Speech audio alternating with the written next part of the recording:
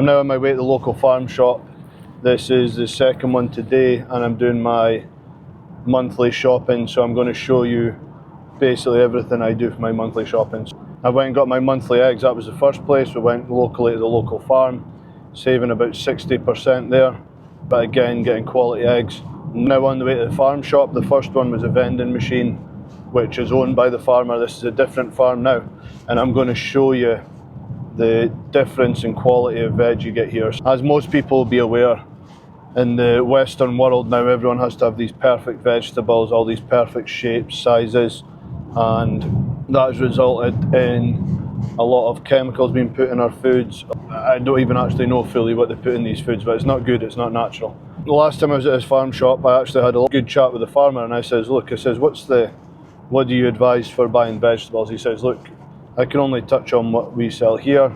He was really positive actually. He says, but best bit of advice I can give you, and he was standing there with his trolley.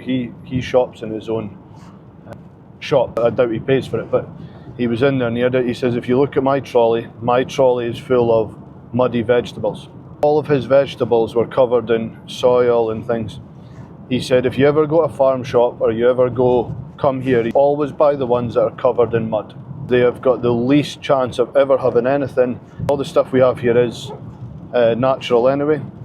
But if you have to go through the cleaning process to remove their mud, they quite often use like chlorine or chemicals or whatever to clean them.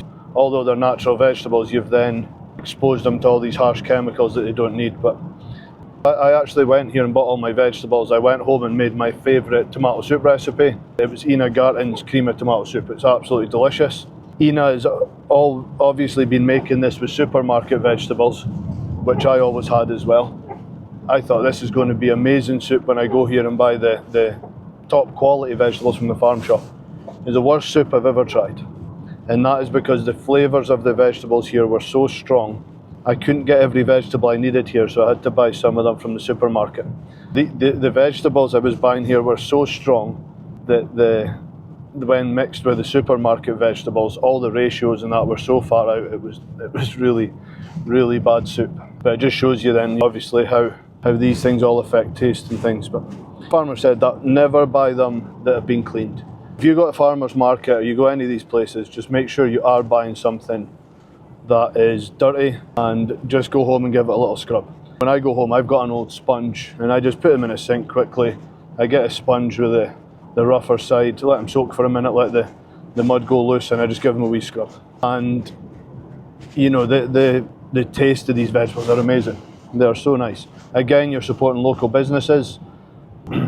And I didn't realise a lot of these things until I started travelling. I used to buy all my stuff from the supermarket. It wasn't until I visited places like Ukraine where everyone grows their own crops, and you get like a tomato or a cucumber out of somebody's garden that they've grown naturally, and you can actually eat that on its own and it's enjoyable.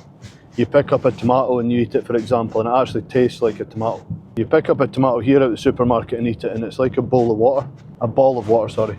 That's when I really realised that how watered down and how much junk is in our vegetables here. So if you can't get yourself to the local markets, there's plenty of towns and cities that have the farmer markets that bring them into the city centre as well. You don't all have to live rural. I don't live rural. This is 10-15 minutes from my house, but it's a little bit of a detour on the way to the butchers, but it's worth it. If that means for the next week I'm eating top quality vegetables, it's worth the extra 5-10 minute drive. Let's go and see what they have in here today. The other thing as well is obviously with it being seasonal, the veg here, none of it's imported because it's all what they grow in their fields. You always get different varieties of things to choose from. Unfortunately, the negative side of that is you still have to pick up little bits and pieces from the supermarket. But I go to the supermarkets anyway, buy cereal for the kids, my oats there, I buy my whole milk there. It's not the end of the world, but anything I can buy from here or the other farm, I will buy. Get out there and support your local businesses, and let's go and see what they've got today. Look at this, absolutely perfect. That nice muddy parsnips, look at there are all the nice muddy carrots, as they should be, different shapes and sizes, but they're delicious. Load onions to keep us all going.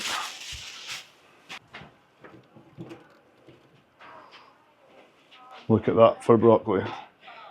Amazing.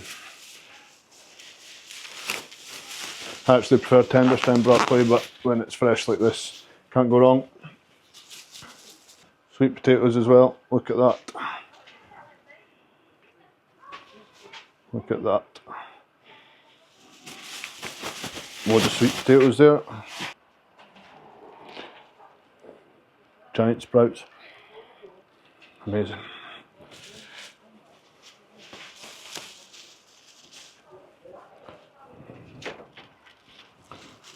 Actually, that's better. Nice muddy beetroot there. Courgettes as well, look at them. Look at the colour of them.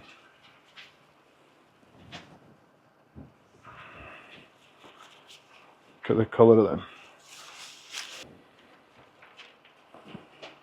Giant leek as well. Look at that.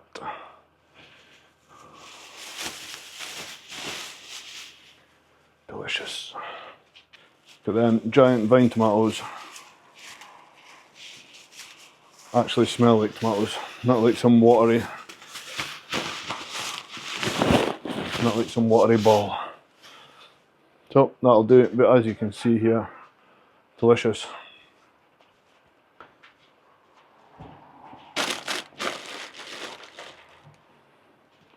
Spring onions as well, they're delicious. Some delicious spring onions as well. I'll have to put them in my tuna. Perfect. Can't wait to go and eat some of them and off to the butcher's next. But just shows you here what you can get if you come and buy locally.